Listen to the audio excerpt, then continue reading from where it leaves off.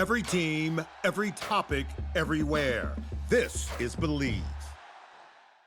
Looking for these better days. Hello and welcome into the Better Day Football Show. Scott Seidenberg here alongside Steve Fezzik. We are broadcasting live here at the CIRCA Resort and Casino for Ultimate Contest Sign-Up Weekend. Joshua Nunn not going to be with us here on this episode. We have some connection issues with us broadcasting live from the CIRCA Sportsbook, but we do have a best bet for tonight's FCS games from Duck, so that's going to be exciting, Fez. It is week 3 of the NFL preseason. It's week 0 of the college football season, and actually, it starts tonight with FCS football. And it's what Rod Stewart say. It's late August, and I really should be back in school. All right, off by a month, but you get the idea. Let's go. Yeah, it's a really exciting time, and we're here in the ballroom at the CIRCA Resort and Casino. As I mentioned, it's Ultimate Contest Sign-Up Weekend. There's so many people, about 30 or somewhat radio stations from around the country are here broadcasting, so we'll see if anybody wants to pop in, talk about contest strategy. Of course, the man sitting next to me is one of the best when it comes to contest strategy, as you have won back-to-back super contests, in addition to finishing in the money in several other contests along the way. Last season, won the second half contest for the Westgate, and here at CIRCA Resort, 9th place CIRCA Millions last year. Yeah, 5,500 people. It's funny, story going back in time. It's 2001. No one knows who the heck I am, right? Yeah. And I moved to Vegas. I'm betting for a living. And I came out, and I was in the Starters Invitational, and I said that these contests are tremendous and that you probably have over a 100% ROI on them. I was ridiculed.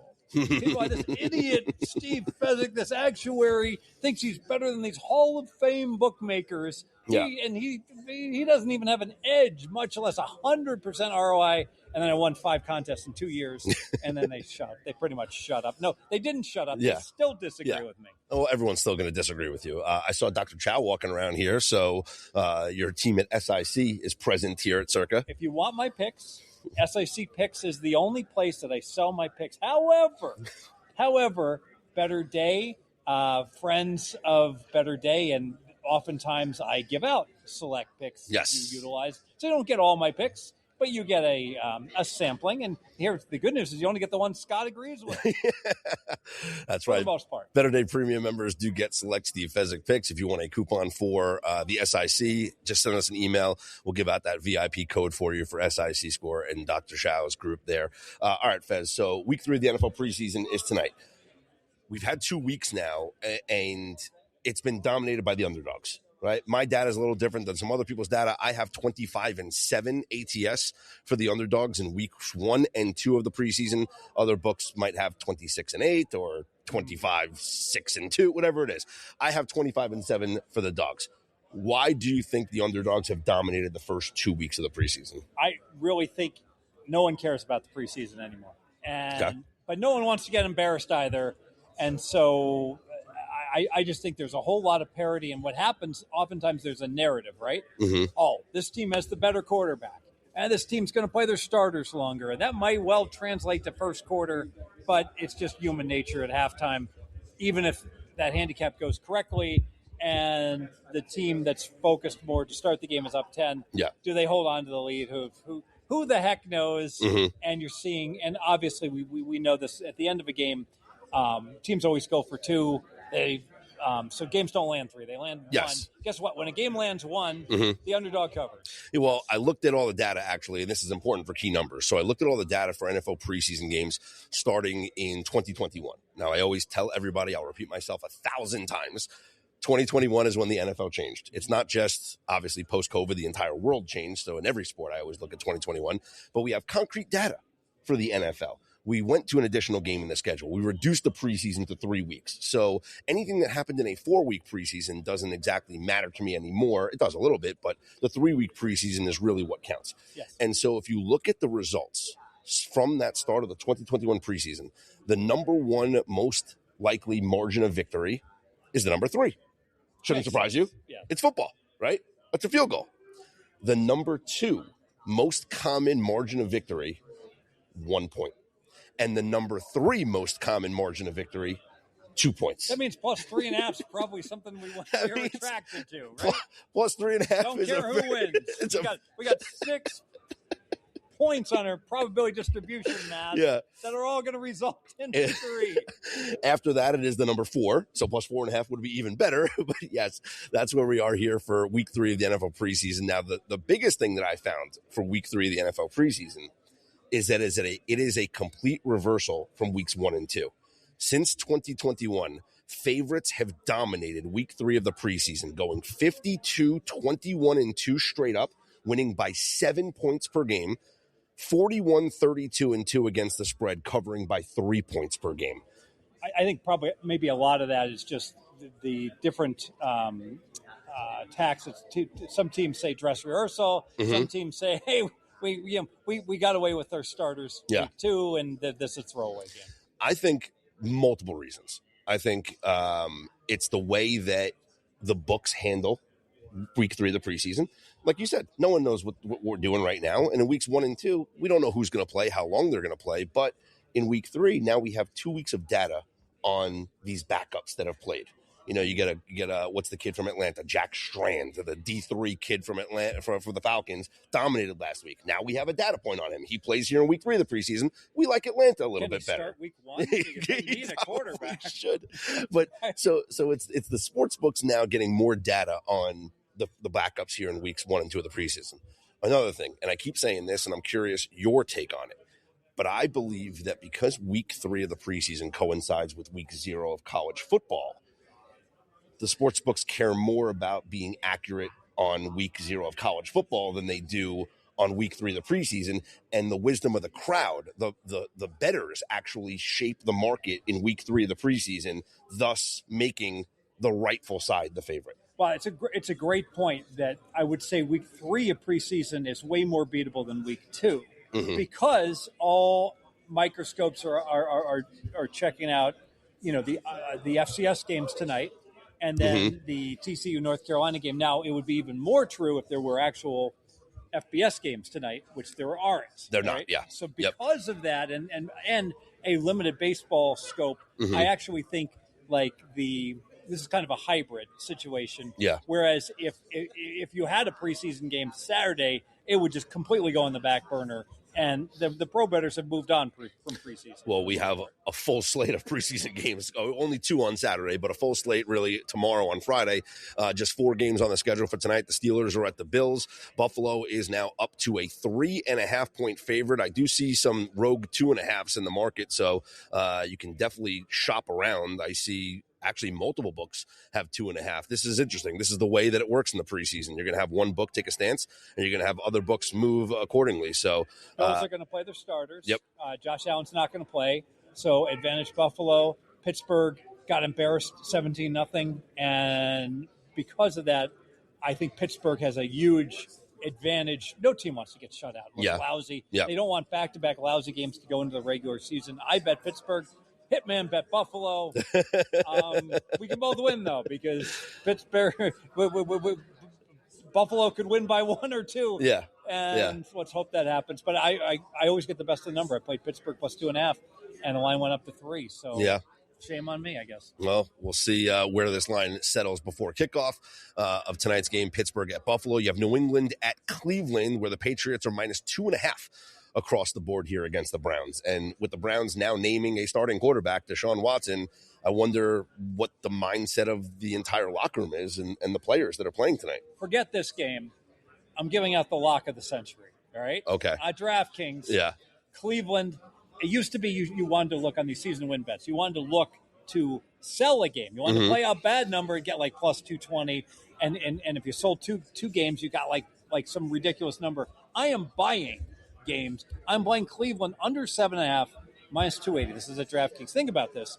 Most books have Cleveland under 6.5, minus 200. If you are already at under 6.5, minus 200, I won't bore you with the math. Under 7.5, because you're already at such a high vig, it should be like minus 340. And further, what's most important, I don't think Cleveland's even going to win 6 games. So I would be shocked. Shocked if they played the season 100 times. Scott, how many times does Cleveland go 8-9 or better? It's once. I mean, it's probably 25%, like out of 100 times, less than that. I would say 10. Yeah, like it's I less really than think that. it would be a miracle if Cleveland somehow played so far above their heads that their nose will bleed for a year if they win 8 games. I mean, they don't have a quarterback. I mean, they they have the worst quarterback trio in the history of the NFL, pretty much. It was never really a competition. We know that. I mean, no one won the competition. Shador didn't win the competition, and Deshaun Watson didn't win the competition. He's the starting quarterback by default. Dylan Gabriel wins the competition because he gets to keep a job for a couple of years because Exactly. of these two stiffs that he'll get some playing time. Exactly. Also tonight in the NFL preseason, we have the San Francisco 49ers here in Vegas to take on the Raiders, where Vegas is a 3.5-point favorite. Now, you have taken a stance on this game. Yeah, so very simplistic handicap. So the Niners are going to play Martinez, right? The guy that Adrian Martinez, yep. Can't throw. I don't know why he's playing quarterback, but he can run, all right? Mm-hmm. But he's like their only quarterback that can play. So if ever there was a game where in any other game, the coaching staff would say, listen, pocket breaks down, take off and run. Do it with your legs. But if he gets his bell rung and he gets knocked out of this game, they got no one left, slated to play. So if I got a running quarterback that isn't, and that's not going to be a big part with RPOs, et cetera, of the game plan, how the heck are the Niners going to score? So advantage Raiders. One other game here tonight, the Rams at the Chargers. No home field advantage. Really, I would say it's for the Rams because the Chargers don't have fans. We're seeing Chargers -3.5 here at CIRCA, though, -3, -120. I would only look at Chargers just because of the circumstances of last week. Yeah. Bounce back for the Chargers. That's just from memory. I can't remember what the game's detail is. Do you like the idea of the bounce back in the preseason? Because that has to do with one of my handicaps for a game that's coming up tomorrow, and that was they got blown out by the 49ers. I love a team getting totally embarrassed or getting shut out. Yeah. I go back to that movie, Revenge of the Nerds, which I relate to, being a nerd, right? And John Goodman's like, you just got your butt kicked by a bunch of nerds. If it was me, I'd do something about it. And I think the Chargers are going to do something about it. I would do something about it, indeed. Guys, remember, you can join us in the chat, make your comments on YouTube, or if you want to reply to the Twitter thread, you can go ahead and do that.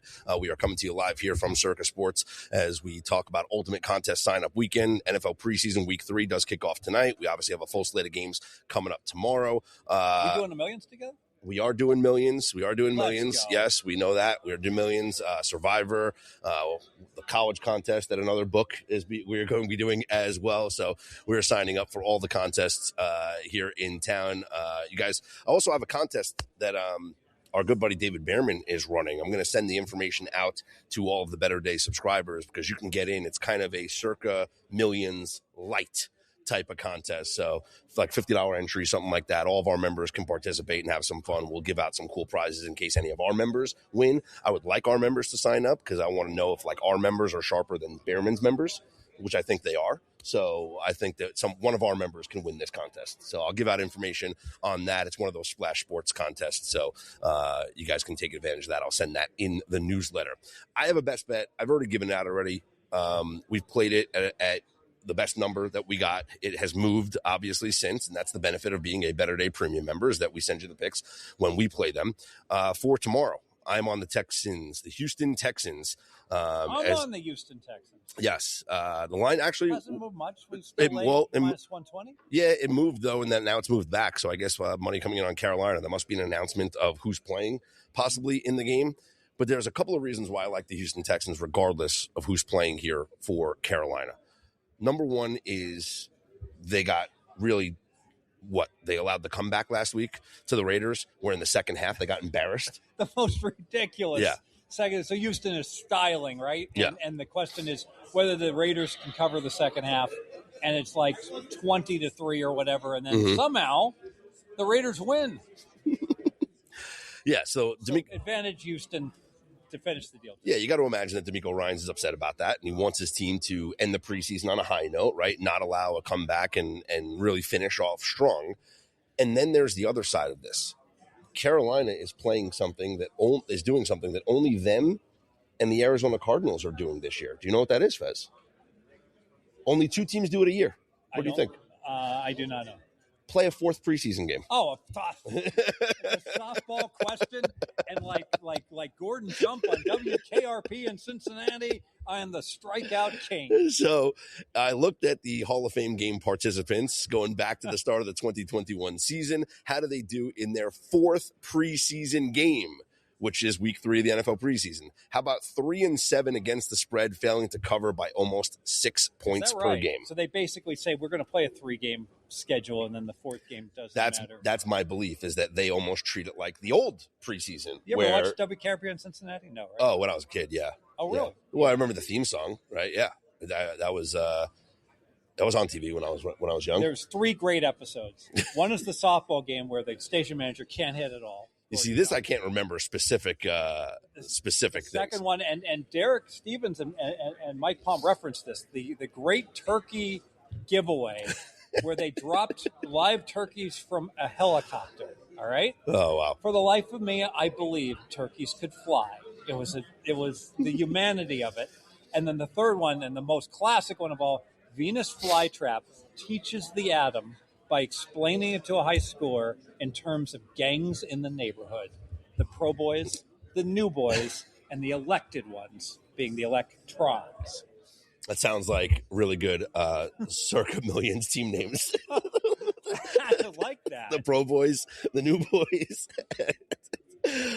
Speaking of CIRCA Millions and CIRCA Survivor, we are here, of course, live at the CIRCA Resort and Casino. It is Ultimate Contest sign-up weekend, so there's a lot of festivities going on today, tomorrow, throughout the weekend.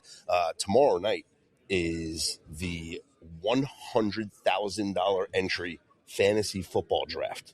Ooh, is that right? Yeah. It's like the legacy draft, whatever it's called. I think Derek's in it. We can have Lisa Ann hosting. She's I actually might be hosting that. So, but is Lisa Ann? I don't know. We have to find out. I have to. Not that I don't like love you. But. Funny story. First time I met her out at an NFL Network event in Los Angeles, and had no idea who she was. No idea until people told me. So yeah. So for those who don't follow Lisa Ann. Very Sirius XM fantasy, and she's in the fantasy industry, and she's in the fantasy football industry. There you have it. We'll leave it at that. Baseball fans, think you know who's hitting a homer today? Well, FanDuel is giving you a free chance to call your shot with Daily Dingers. Joining the action's easy. Just make your free pick on who's hitting a home run in their game, and if you're right, you'll get a profit boost to use on your next bet for a chance at extra winnings. You've got nothing to lose and a lot to gain. And don't forget, you can make a free pick every day during MLB season. It's just another way FanDuel is home for home runs. So, are you ready to play your game today? Join all the action at FanDuel.com/believe. That's FanDuel.com/believe to play Daily Dingers and make your free pick on who's hitting a homer. Play ball and swing for the fences on FanDuel, an official partner of the MLB. 21 plus in select states. For Kansas in affiliation with Kansas Star Casino. 18 plus DC, Kentucky, Wyoming. No purchase necessary. Opt-in required. Bonus issued as a non-withdrawable profit boost tokens. Restrictions apply, including any token expiration and max wager amount. See terms at sportsbook.fanduel.com. Gambling problem? Call 1-800-GAMBLER or 1-800-MY-RESET. Call 1-888-789-7777. Visit ccpg.org/chat in Connecticut. Visit mdgamblinghelp.org in Maryland. Visit gamblinghelplinema.org. Call 800-327-5050 in Massachusetts. Call 1-877-8-HOPE-NY. Text HOPE-NY New York. Call 1-877-770-7867 in Louisiana. So let's continue to talk some NFL as we are here for contest weekend. We're going to get into college football in just a minute. For those of you expecting to see Joshua Nunn, Duck will not be on this stream with us. We do have a play for tonight's FCS games. I was told there'd be a Duck play. He contacted me this morning. He's a little bit busy. Plus also the connection thing, because we're doing a remote broadcast. We tested it and it wasn't ideal. So he couldn't hear us. We couldn't see him. And then it was the whole thing. Anyway, of course, Duck, has his primary gig with the Action Network. He is a contributor to Better Day. We already have some picks up for Better Day Premium members for some plays this Saturday, week 0. And we do have a play we will give out on this pod for tonight's FCS schedule from none other than Joshua Nunn. All right, Fez, let's talk contests, okay? Because here we are, Ultimate Contest Weekend. The CIRCA Millions is at 20 million guaranteed. Does it go over 20 million? Yes or no? Oh, of course. 27 million. That's what you're claiming. Everyone loves so last year Survivor. Last year was 18.8. Okay. And we all saw the documentary produced by VSiN and CIRCA. Incredible job. 18.8. The guarantee is 20 this year. You're saying over under, you're setting 26.5. Yeah. Okay. I think the What are we at? What are we at right now? I can't see. For the Survivor, looks like we are at Survivor at 7 million now. Okay, right.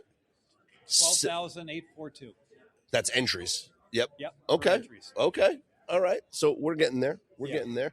Johnny, what do you see? Times 1,000. Yeah, times 1,000. Oh, you're right. Johnny, what does it say? Because I can't see. For Survivor, 12,000. 12,000 for Survivor. Okay, see, I got that wrong. And how about millions? Where are we at right now? Just under 3,000, 2,800. Just under 3,000 millions. Okay. And the guarantee is 6,000. I spoke with Mike Palm today. Mm-hmm. He is still confident that the hanging chads will be counted. Yeah. And they'll get above 6,000. I think it really is too close to call. Mm-hmm. And I love me an overlay. And think about it. Like if they only have like 5,800, right? That's like whatever 3.5% overlay. That's imagine instead of paying a rake of 3.5%, like we play a poker tournament, you're paying like a 14% rake in some World Series of poker events, and now you're getting 3.5%. Not to mention the dead money of people that don't even put in their picks and forget, or they start out poorly and they say the heck with this, and a lot of the prize pools in the quarterlies, and people stop submitting the second half of the year. Yeah, no, you always want to stay alive for the quarterlies. I tell the story. Remember last year where I had the monster 3 weeks, and I thought that, hey, 14-1, like I'm going to win some money here, and I go 0-5 in the fourth week of the contest. Like it happens, but you could stay alive for all these contests.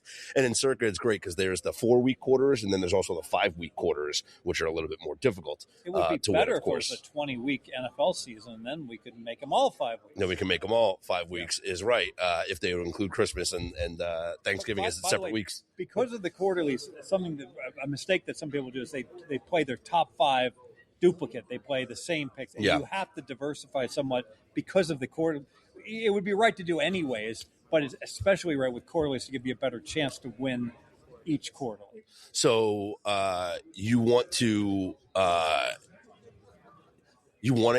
include game theory? Is that what you're saying in those quarterlies? Of course. Okay. Well, just in once general, you get to the final week. No, even like the first week, because like your chance of pulling, you need an 18-2 probably, right? Yes. And your chance of going 18-2 is going to be a lot higher than just playing like if you have 5 entries, right? And you put them all together. Think about this. Like the worst case scenario, you play flawlessly and you have like once every 100 years you go 20-0 on all 5 entries, and there's only 3 quarterly prizes. I mean, you want to diversify. What do you think happens this year? Because last year, the top 5 consensus picks in CIRCA Millions had a horrific season. If you just faded the top 5 every week, you would have finished in the money in CIRCA Millions. Yeah. So it should land like 52% because you're getting line value. People play the line value. In terms of a betting perspective, though, fading the consensus is rarely wrong. Why? People look at this and like, oh, look, everybody loves Green Bay. Well, they don't love Green Bay. The line is -3.5 on Green Bay, and it's a consensus play because the line's -3.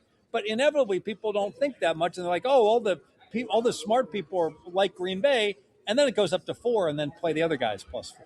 Yes, that's a good point. I'm always curious because I'm always curious what happens with the consensus, because we always make a big deal out of it. Especially I'm on Saturdays on VSiN, and I come on the air after the contest show, and we reveal Derek and Jeff come in and they tell you who the CIRCA Survivor picks are, who the top 5 consensus is at CIRCA Millions, and I feel like there has been a rush in the market to bet on those top 5 consensus plays, and we see a little bit of market movement actually on Saturday nights when those consensus numbers come out. But yet last year they were all wrong. Who cares? It's a $1,000 buy-in. People pay $1,000 to play Shadow Creek. Am I going to take golf lessons from the guy? Hey, I saw you just got done playing Shadow Creek. Can you give me a lesson? Right? I mean, I tell you what you should do, and I haven't done enough of this, is find out some guys that have historically been very good. So find out like Jason Jarvis. Who is he on? I think he had 2 top 5 finishes in Millions. And that would be the guy that you probably want to see what he's playing, in terms of, I don't know if Jason's going to use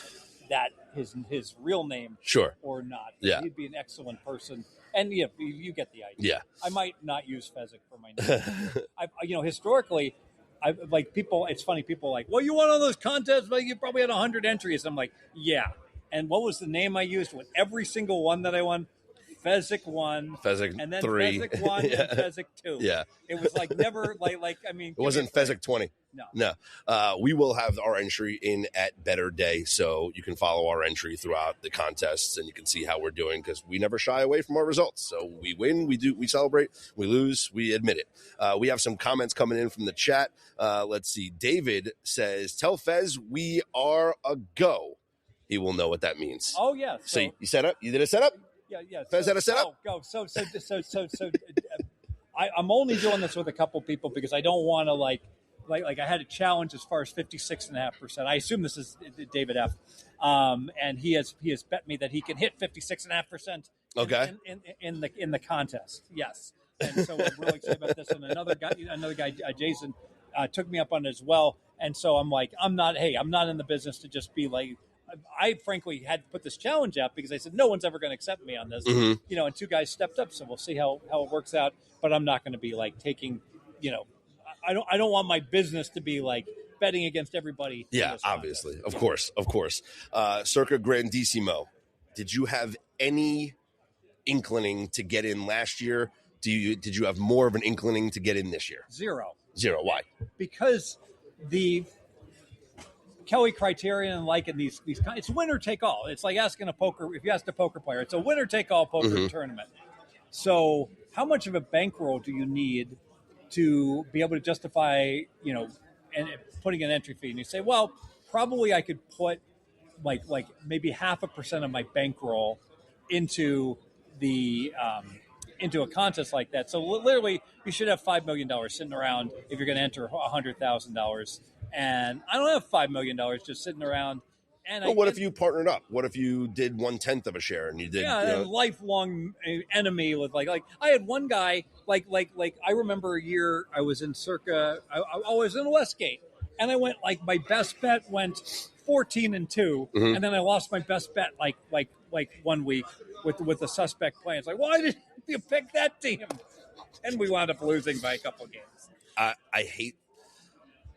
Splitting entries I don't want to say I hate splitting entries because I split entries all the time. I would just rather do like what we do. We have shares of each other, right? Like we split things, but it's like this is you make your selections, we have shares of each other, we have pieces of each other. The discussing every week, while it might start out friendly and you agree on it, it's never going to be 100%. You're going to have a disagreement, and then ultimately one of you is going to be right, the other one's going to be wrong, and it's going to cause so many issues. Crackman and I do this every week, and it's perfect. We text each other. He has his entries. I have a share of his entries. I have my entries. He has a share of my entries, like 10%, something like that, each year. And we'll discuss everything, and then ultimately he picks his, I pick mine, and we're both happy, and we interact and the like. And that works way, way better, especially you're looking at these like Survivor, like literally, like if you make it to week 16 and you have two really, really good friends and they totally disagree, you have to pick one team.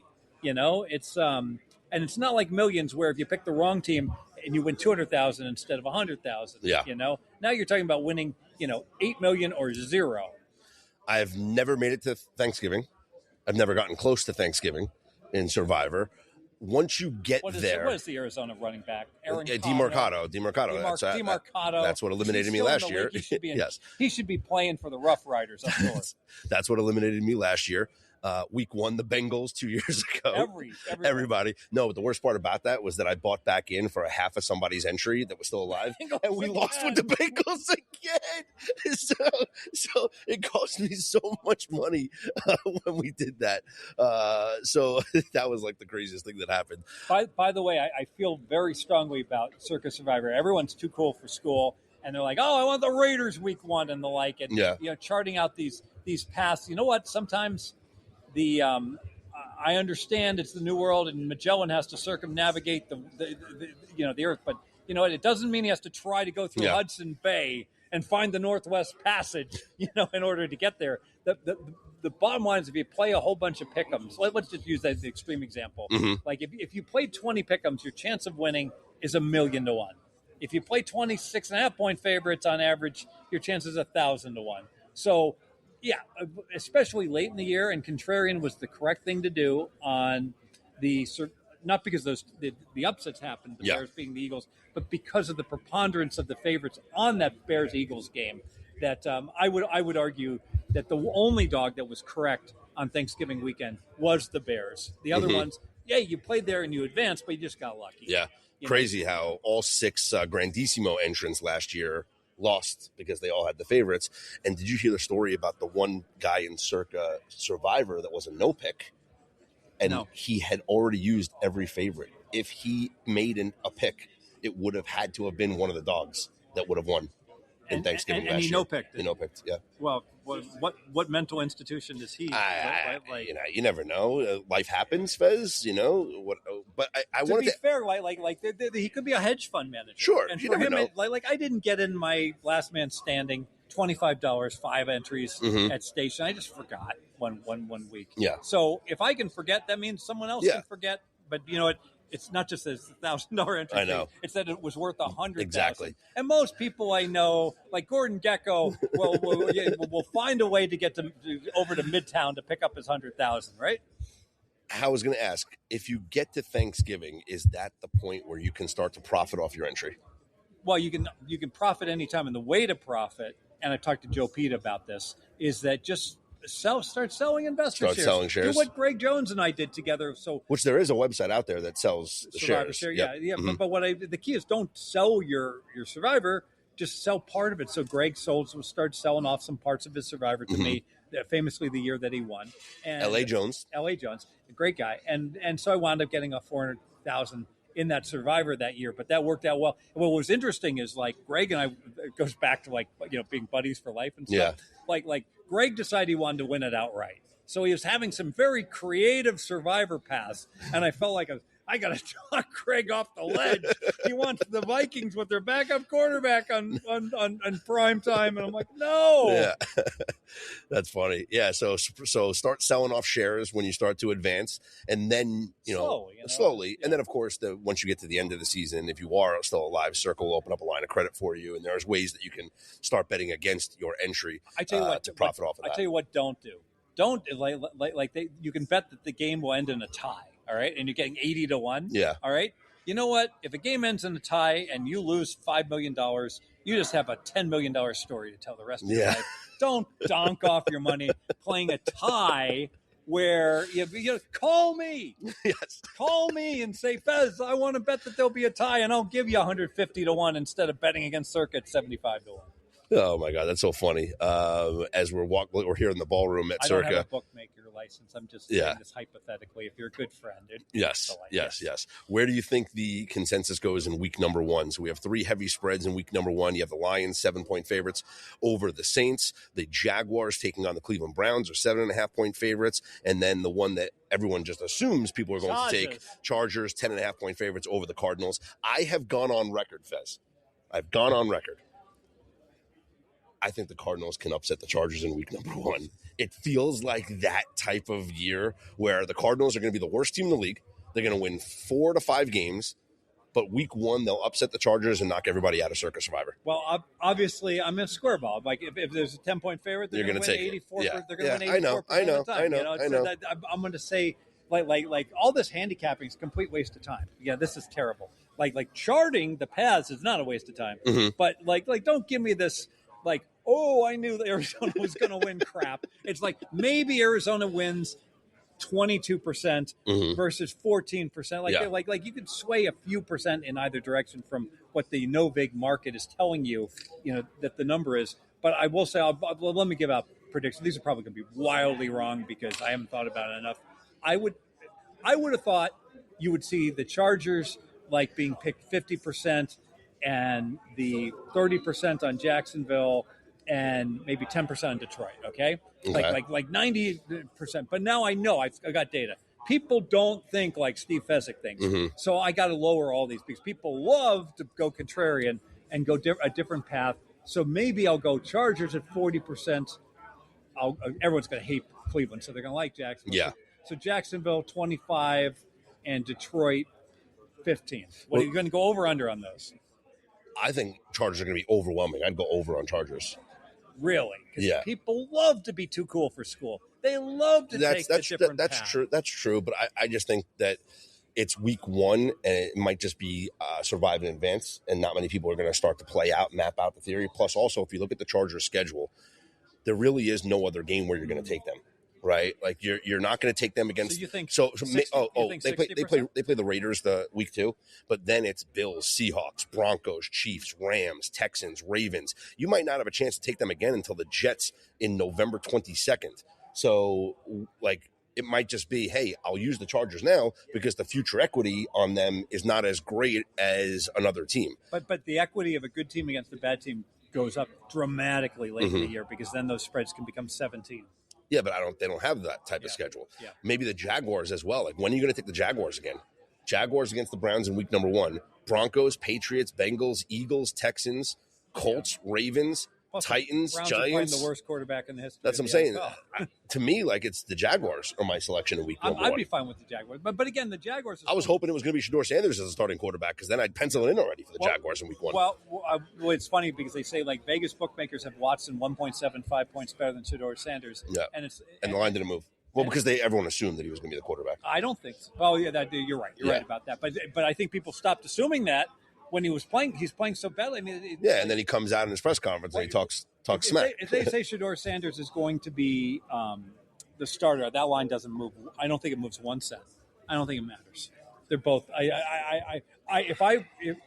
In the back of my mind, I think I would rather have Sanders starting than Watson because team chemistry wise, they're that's comparable quarterbacks, and I can't see.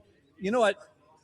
It's hard for me to like plan a team for a quarterback that's made like hundreds of millions of dollars. I know he was great early, and I know he was great in college and early his first couple years in the league, but he's terrible. And he's got it just amazes me too the attitude of the fans are booing. I know. Just shut up and learn how to play football. You know. Well, we'll obviously have plenty of time to break that down. Tonight, week 3 of the preseason begins, and then tomorrow is a full slate. Saturday, only 2 games, and then a week off before the Wednesday night opener between the Seattle Seahawks and the New England Patriots, the Super Bowl rematch, where I am leaning heavily, Fez, on a best bet for that game. What do you think it is? What is my best bet that I am probably going to fire on? Under and select team totals under, of course. Yes, it is the under as well as the team totals going under. Good old predictable Bart Simpson always goes rock. So those of you who have been following, we wrote a great article up on betterday.com last year. We will release the article before we get to week 1 of the regular season for this year. But I've already run the numbers with last year's starters counted in, and we're going to do it again for this year's numbers. And it has to do with fading quarterbacks in week number 1 that do not play in the NFL preseason. Now, the numbers were overwhelming last year, and they got skewed. Or they were overwhelming going into last year. They got skewed because we had 2 very high-scoring games. We had 81 points between the Ravens and the Bills, and both Josh Allen and Lamar Jackson didn't play in the preseason. And then Aaron Rodgers lit up the New York Jets, so he, threw like 4 touchdowns or whatever. So that kind of skewed the numbers a bit. But even with those skewed numbers, we're still seeing quarterbacks that don't play in the preseason since 2021. They don't cover the spread by almost 2 points per game. The games go under by over 2 points per game. Their team totals go under by almost 2 points per game. I'm on it with you, and I gave my clients, by the way, I only sell my picks, SICpicks.com, nowhere else. Everywhere else is an imposter. But the reason I only gave out 1 unit is that everything that you said, but I'm also going to want to play proposition bets, and I'm going to want to play unders. So I can't just be like putting my entire bankroll on unders because I'm going to want to play first half under. I'm going to want to play the quarterback, pass yards under, and some skill position players under. And I'm going to have a portfolio so chock full of unders. I don't want the game under to be like a big play as well. I think there's definitely some correlated same game parlays that we could do. on whether it's a quarterback under with a receiver under, things like that. Yeah, it's so difficult to price that stuff. Sure. It's so hard to find. Well, you know how you can price it. You can use our free tools up on betterday.com. There you go. As we have our calculators that are available for free for everybody. You don't even need to log in. You can just, you don't even need to be a member. You can go use the calculators for free. We have our parlay calculator, our hedge calculator, our plus EV calculator, the break-even calculator, and of course, our brand new prediction market converter, Fez, where we include the fees for Polymarket, Kalshi, and others, where you can see exactly what your market price is compared to what an actual sports book price Well, I'm is. going to need that now because novig.com used to put the American odds all the time, and that's done so. Now it's back to the percentages, so you have to do that conversion. Have you seen that? They just started to do that if you go to Novig. So, for example, for Polymarket, with a let's call it a 45-cent offer with your fees, that is plus 116 on your sports book, right? And then you can, what we also have in our prediction market converter is a beat the book calculator. So I just told you that the 45 cents is giving you the plus 116, right? Yeah. But if I told you that I found the plus 120 out there, right?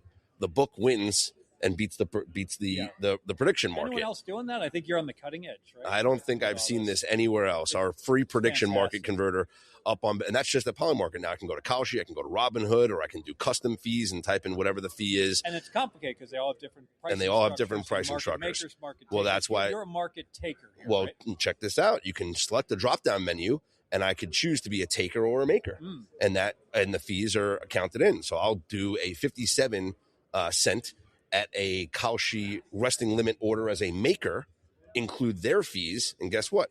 That comes out to minus 135 on the sportsbook. Now they might tell you that it's minus 133, but the fees turn it into minus 135. Very, very good. Hey, be real careful. I'm noticing a disturbing trend on these parlays where you walk up. I'll use an example. I played a parlay. I like Tulsa against Oklahoma State, and I like the under. So I played plus 14.5, under 61.5, and I got true odds at one book. At a second book, I got the 13-5 payout, the plus 260. All good. Yeah. But what's this? When I go to like DraftKings or FanDuel and I just type in my two-teamer, it defaults into because it's the an correlation. SGP, Yeah. and they price in this correlation haircut, and I'm getting hit with the plus 238 instead of the plus 260. God couldn't win getting plus 238, so you got to be really careful. That's why we did also on our parlay calculator up on betterday.com. Again, go to betterday.com, click on free tools. It's also available on the Better Day mobile app. We have the parlay calculator, which does show you if you put in your 2 legs or 3 legs or 4 legs, not only does it tell you, Fez, what your payout should be, right? But it also tells you your chance of hitting. Okay. So you have your 2 legs here, minus 110. What'd you say it should pay out? Plus 260. And or plus 264. Plus 264 with your chance of hitting. With your chance of hitting 27.44%. Oh, yeah. Okay. Now, we also have a chart on there of what your true payout should be on 2 legs. Your fair payout's plus 300. The typical book, though, pays you plus 264.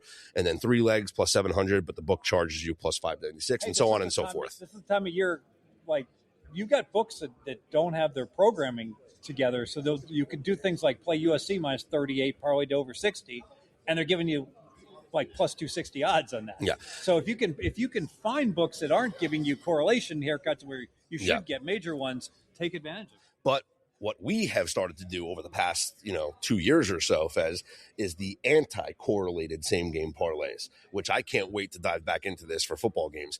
And that is where the sportsbook doesn't – they don't price it in because they think it's not likely to happen.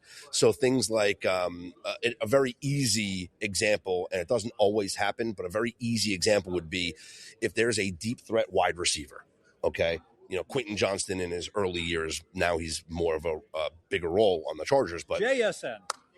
Well, not now, but I'm saying just a deep threat wide receiver that only gets those deep shots. Oh, right? Okay, I got you. Yeah. You would wager under receptions with over yards, and the negative correlation on the sports book would jack up your payout. So it's not just, you're not getting just true payout on a 2-leg parlay. You're getting an exponential payout because they think it's so negatively correlated that it's not going to happen. A wide receiver like Golden, for instance, yes, would be a good example of a guy and again, these are threading needle bets on a wide receiver, but it's like under 1.5 with over 35.5. Yes, something like that. And your payouts massive. Yes, the way that I do this more often, and Better Don't Day. try this at home. Be an expert. The way that I do this more often is with quarterbacks. I remember we did this with Caleb Williams last year. I think it was week 1, but we did it with Caleb Williams last year. Actually, whatever game it was against the Vikings. I don't know, Johnny, if you remember what game that was. It was Vikings against Caleb Williams and the Bears. And the same game parlay that we cashed was Caleb Williams over completions, but under passing yards.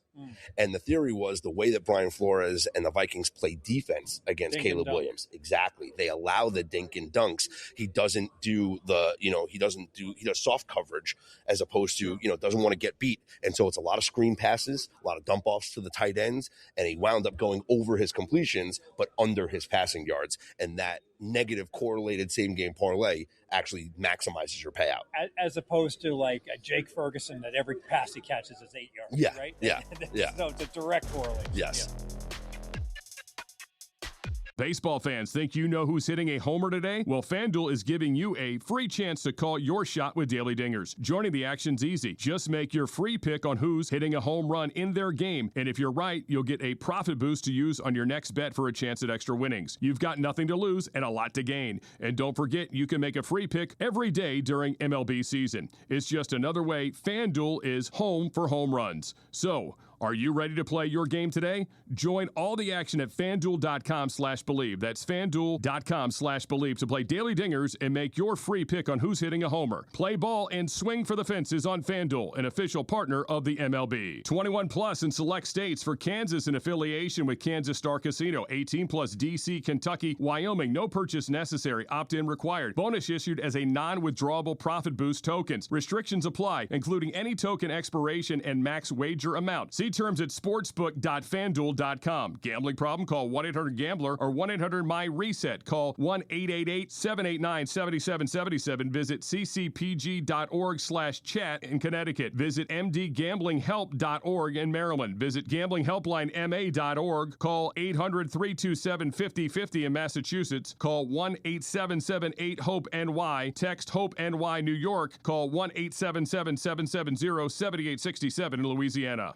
Don't forget, guys, you can message us in our chat. Make sure you comment on YouTube, or you can leave a comment on the Twitter thread. You can follow us on Twitter at Bettor_day. Subscribe to the YouTube channel. It's at Better Day. We are live each and every Thursday, 2 p.m. Eastern, 11 a.m. Pacific. Myself, Steve Fezzik. You do this every day? Every Thursday. Okay. But I do a podcast every day. The Better Day podcast is out at 6 a.m. Eastern every single morning. But our live stream is every Thursday. It's myself, Steve Fezzik, and Joshua Nunn, the man they call Duck, college football expert for the Action Network. He is not with us today because we are live here at CIRCA Sports for the Ultimate Contest sign-up weekend. But Duck did leave us a present, Fez. A best bet. He left us a present. We have week 0 of the college football season. Set this up.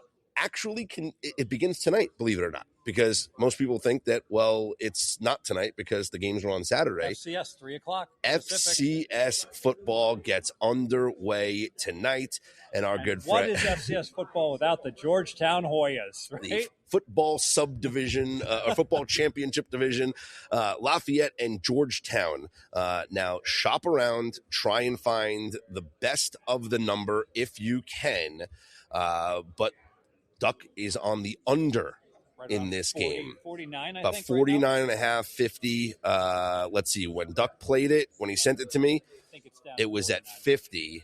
And so we got it in, and let's check. Let's shop around to see if we can get. 48 and a half. All right. Well, I hope that we get. Let's check our CLV to see where we're at. Duck is a CLV. Well, yeah, I would imagine that. I would imagine we're at least at 49 right now. Let's see. You say 40. You say 48 and a half. Yeah. I say. By the way, I say 49. Close to a double-digit spread. You might want to sprinkle a little dog and under, if you can get the plus 264 or plus 260. Okay, up on FanDuel right now. Georgetown Lafayette 48 and a half. Good call. There you go. Good job out of you. By the way, maybe don't play that parlay because I actually got a sharp that likes Lafayette in the game. So just play the under. Yeah. So, Look at that. We are down to 48.5. Go. Go, hurry. We're betting under We- 48. By the way, what's 31 plus 17? 48. There you go. Ah. 49 is a very overrated number. 7 touchdowns, no field goals, doesn't hit very often. Yeah. 48 and 47, 50 is not that important either, but 48 and 47, very important. We will have more college football plays coming up from Duck. He already sent out a couple of plays for Better Day Premium members. Learn how you can become a Better Day Insider or Premium member by logging on to BetterDay.com and checking out our pricing. New for this season, Fez, the Trench Report in college football. That's right. Last year, we unveiled the Trench Report in the NFL. Doesn't Ohio State win every week? Not necessarily. Okay. No. We did unveil the Trench Report in college, in the NFL last year with tremendous success. Fez, do you want to know how good the Trench Report was in the NFL last year? All right. Well, we started publishing in week 5 of the season. That's when we started publishing. All you care about are the lines, and the idea is that the O-line and D-line are under. People don't rate them high enough. They're all looking at skill position players.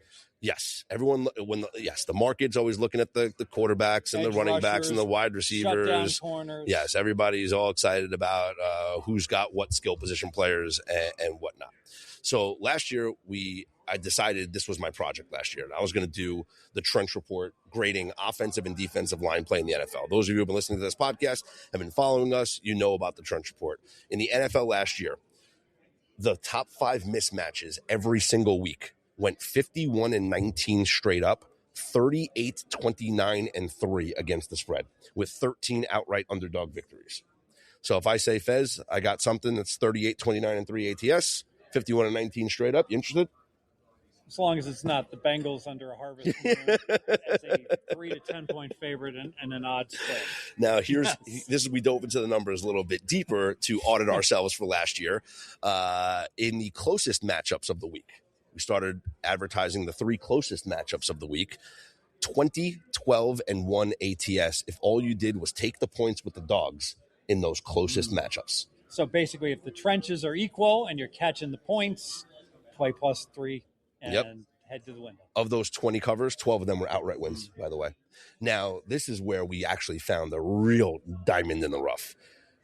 When you had an underdog that had a trench advantage of 10 or more. And this year's numbers are going to be a little bit different because I'm including some other metrics and Z-scoring them out. But last year's numbers, the way that I did it. Is an average team 100 in the trenches? You said 10. No. Oh, I'm talking about like if, let's say my grade, my Z-score is 42 and your Z-score is 32. What's the average trench report? What's the range? Everything goes from 1 to 100, so the 100's the best. But everything's Z'd out, so I can't tell you what the average. I'll tell you what I'll release what the average is. How big a disparity 10 is. Yes. Yeah. Well, 10 was a major disparity last year. This year, like this is Spinal Tap. Sure. This one goes to 11. Yeah. This year, actually, 10 would be massive because I've changed the numbers a bit, right? So let's say, like right now, I have week 1. I'm showing the Eagles with a 6.69 edge in the trenches. Okay, so this is just based off of last year's numbers, by the way, because week 1 I don't have data for this year. Really good teams +5, or really bad teams -5, like relatively speaking. Yeah, we can kind of figure that out. So if you looked at the top, the underdogs that were 3 or more point dogs that had a massive trench edge, they went 14-5 against the spread. Those dogs. Now. And it makes sense because you're focusing on something that no one else is focusing on. Yes. That is being undervalued in the marketplace. And now the beauty of all this, props, Fez. Running back props. When you look at the top rushing mismatches every single week, if all you did was take those running backs and went over their rushing yardage prop, you went 43-29 to the over last year. Makes sense. That is profit, my friends. Well, the beauty of it, it's double fold. One, you're stuffing the opponent. You got the trench advantage. Yep. You're stuffing the opponent's back in the first half, and he doesn't even run in the second half because they're trailing and they're throwing. Yeah. So there's so many things that you can take apart from this trench. as we're saying hi to Bill 80 from VSiN joining us here. We are live at the CIRCA Sports Ultimate Contest Weekend. So I did a trench report, not just for the NFL, but this year I did it for college football. And what I did for college football was... What do you got on Georgetown numbers against that Lafayette? I don't have the FCS numbers. One of those Earth, Wind, and Fire tickets. Yeah. Right? So here's how I did it for the college football. Because it's very difficult. Because then I don't have numbers for this year. So I took all of last year's data. Right, the play-by-play data that I found, the PFF grades, and all like the stats that I look at are some of the advanced metrics that we look at, like NFL Next Gen stats. But I did it for college, so it's like rushing yards over expected, stuff percentage, things like that. It all factors in line yards. One of my big things is yards before contact. Yes. Right, like I love seeing a running back yards before contact because that's your blocking, right? So anyway, all of the metrics combined to get our Z-scores. Here's what we're looking at for college football week 0, okay? Week 0 matchups. North Carolina, TCU. Right now we have TCU's like, 8.5 point favorite? Up to 9. Up to 9 in some books, right? Uh-huh. I have TCU with a narrow edge in the trenches over North Carolina. So advantage North Carolina in the betting, but not enough. But again, and you want an edge. Yes, and you want to be also careful in week number 1 because this is only using last year's numbers with this year's roster. And so if there's players that didn't play last year, whether they were underclassmen or freshmen that are coming in this year, they get the average score. I grade them as an average lineman. Who do you got the advantage? Hawaii, Stanford. This is interesting, okay?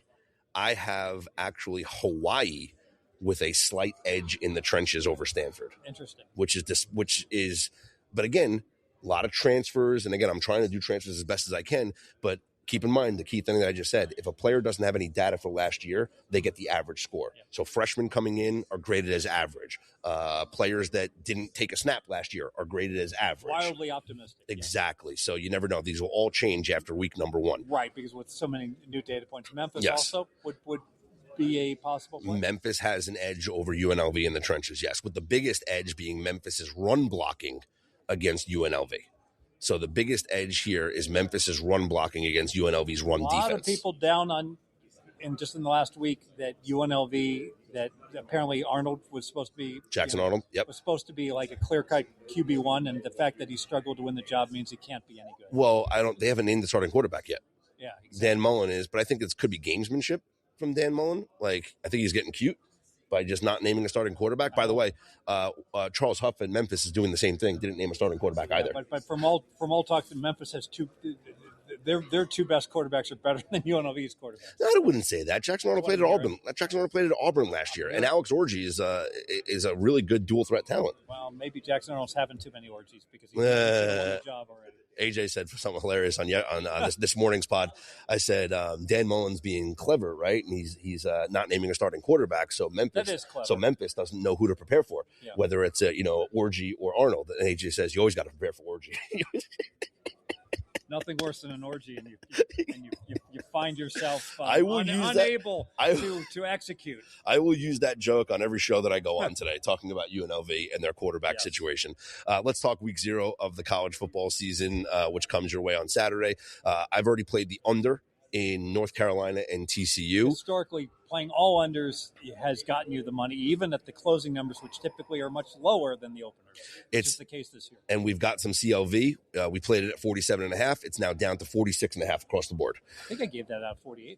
That's even better to you. We just talked about 47 and 48. Yes. I will bold prediction. Georgetown and North Carolina games are both going to land 47 or 48. Well, 3 straight years this Ireland game has 45. Landed on 45. And did you see the whole drama that's going on now with TCU, where they removed the credentials from the Star Telegram reporter that reported the whole locker room fight between the players and everything. So I like team that wants to kill each other. That's a team with fight in it. There's just too much drama going on with this program, and they have a Harvard kid coming in at quarterback now. Welcome to now real football, and you might have trouble making friends. And for USC, for UNC, Billy Edwards comes in, former Wisconsin kid. He's now going to be the quarterback for new offense there for Bobby Petrino and Bill Belichick. I just think there's a lot to fade. There's a reason why the line is kind of shooting up here to 9.5 at CIRCA. My goodness, look at that, 9.5. Boy, what's Bill's girlfriend's name? I forget. Bill Belichick's. Jordan, something? Yeah. There you go. I'm surprised they haven't put her in charge of special teams or something to help that out. Elsewhere in week 0, New Mexico State takes on Florida State. Florida State up to a 32.5 point favorite, total of 53.5. When you see, because this happens all the time in college football, large spread with the total, how do you play that? Because you try to play favorite and over and dog and under if you get plus 260, but they won't let you. But every now and then a book will let you play it. But I will say, like a coach like Norville on the hot seat, like normally, like the algorithm's going to be, if they're up 20 at halftime, 26 at halftime, they're going to they'll deal a super low total. Mm-hmm. I don't think it's appropriate this week. I think Florida State, USC always kills their opponents, and Florida State really would like to put it on somebody. I actually do think that there's something to play here with the USC. USC 38.5 and total of 60.5. We actually did give a best bet out up on, not a best bet, a free play up on bettorday.com. Jake Novakovic, our college football writer, wrote up 2 free plays for this weekend, and the USC game is one of them. He is on the over in USC and San Jose State. And he also drew up an interesting other way to play it.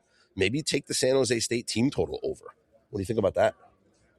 I think my whole handicap is USC wants to keep scoring. I don't know enough about San Jose State, but obviously they're going to have to score some to get, to get there. Hey, I will say USC likely to start with the ball in the game. So you could consider playing first half over also. Yeah, or USC first half, USC first quarter, something like that. The problem is that part of my handicap for liking the over is that USC is going to pound them in the second half, though, so maybe don't do that. Yeah, but I also think San Jose State, who's breaking in a new quarterback and a new offense, they're not going to do, what do we call it? We call it the white flag unders, right? It's not going to happen here in this game. So my white they're flag... They're going to keep coaching, they're going to keep coaching and playing even if they're down by 40, For 50. those who aren't familiar, a white flag under is when in the fourth quarter you're betting live and a big underdog has like 4th and 5 from midfield, and they punt, and they're basically saying we're done, so please don't kill us, and then the other team will just run the ball 18 times and the game will end. As opposed to they fake a punt or go for it 4th and 5 at 50, and then Lincoln Riley or what the other coach gets all riled up and says, all right, you're gonna do it that way, then you're gonna pay. What do you think of the 2 debutantes here to FBS football? You have Sacramento State traveling to Eastern Michigan, and North Dakota State, the Bison, are now an FBS team. They host Jacksonville State. We're seeing money actually come in on Jacksonville State. I know we have played it already at north of a touchdown, plus 7.5. It is now down to 6.5 or 7. Dumbo me only got plus 7, but I'm still the way it's been going. Be competitive. My friend Dan, the stat man, who's been a great college football guy, and he's available at SIC Picks as well. And I would strongly recommend you get his picks. I know he only gave out one play, high profile game, and he did go ahead and lay the 8.5 on the other game you mentioned on Eastern Michigan. Yes. That's now up to Sacramento State. It's up to 9.5 now. The entire world that I've spoken to like Sacramento State under 4.5. Basically feeling that this team is they're no good, and the massive travel is just going to catch up to them. And then the other game we didn't touch on, NC State at Virginia. Now we're seeing Virginia down to a 4-point favorite. This was one of AJ Hoffman's bets that we gave out up on bettorday.com. Took the dog. Yep, he's on the dog at plus 4.5. It's down to 4 now. So a little CLV there. We do have 2 plays from Joshua Nunn up on bettorday.com for Better Day Premium members. So you can sign up, become a Better Day Premium member or a Better Day Insider if you just want access to the data on the websites with our free plays as well. But we have a couple. We have AJ Hoffman's got college football plays. Joshua Nunn's got college football plays. Steve Fezzik has a couple plays here for college football as well. To Joshua, because he does everything that I like. I'm down on the tout industry. I got to tell you. And what is it? This.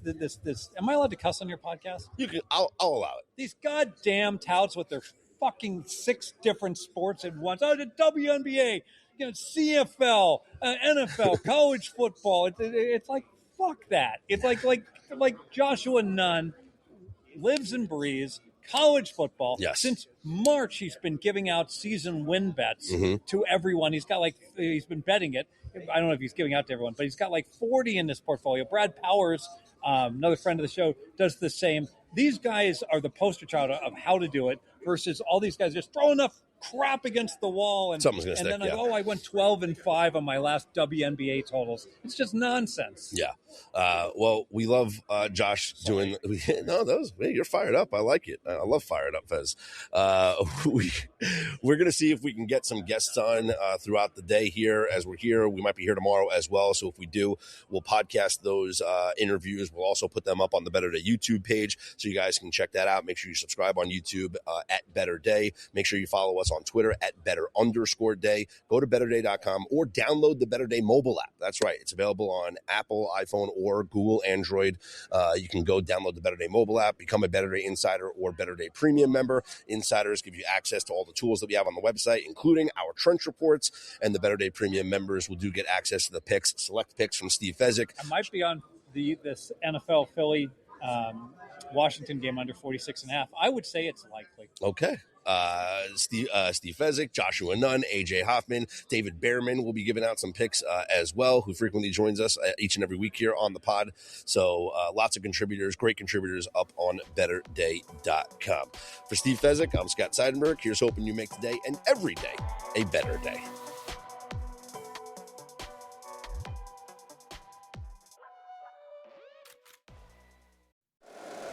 If you like the show, please take a moment to rate, review, and subscribe. It really does help the show to grow. Thank you for listening.